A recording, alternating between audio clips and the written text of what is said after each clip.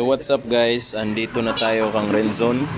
So pinapakabit na natin yung quick shifter natin, no, na galing kang Alice Go Inchik 80 Racing. So ito yung modular, ano sa'yo tawagan ni Renz? Module. Muna yung module niya guys.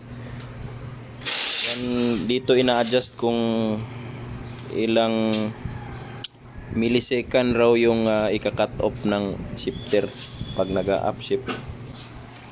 Murag dia siguro to. So yan guys, babalik ulit sa GP shifting yung ating shifter. Finally naikabit na po yung quick shifter natin. So test run natin, no. Test run natin kung gagana ba siya ng smooth. Oh! Gagana nga. Wala nang shifting guys. Yun, no. Wala nang clutch. Pumuputok kasi kinakat off niya yung power. Ayun. May auto blip din siya. Meron pala talaga. Ayun, no. Napaka-smooth, sahay! Oh, alak ka! Butter smooth, baby. Yun. So, goodbye. Shout out sa Gaspoholic. At saka sa nag-install, no, ang napaka-humble and napaka-magaling na si Renzo sa Renzone. So, yan guys. Very satisfied po ako sa binili ko na sa na worth 9,000 pesos to guys, no. May konting shipment lang na parang 300. So yun.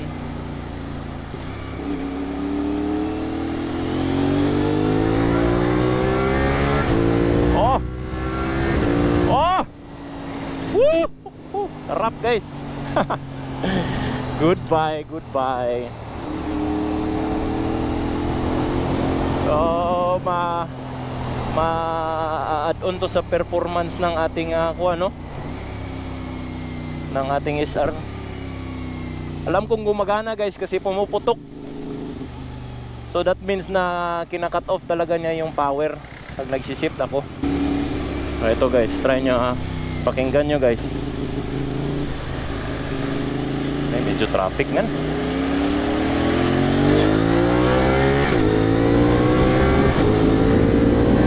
Oh! Woo! Ayun nga.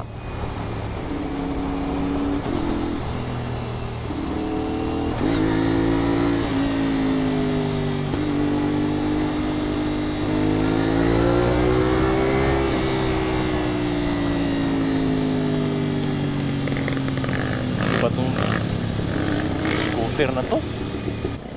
So gagana lang siya guys, 5,000 RPM and pataas, no. Hindi siya nagka-cut off sa low RPM dahil dapat may sapat na RPM kasi ika-cut off niya bababa yung RPM niya So dapat 5,000 and above. Ewan ko, hindi ko pa na-studyhan tong sa downshift, pero ngayon pa man ganun yung kuan niya, yung logic niya na hindi bababa sa 5,000 yung RPM para gagana yung quick shifter.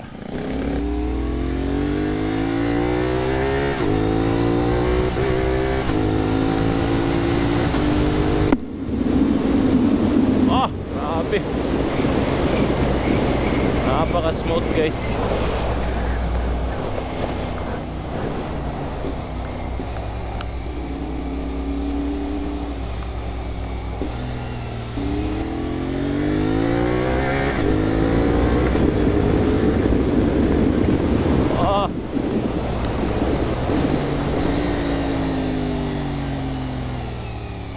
Okay, so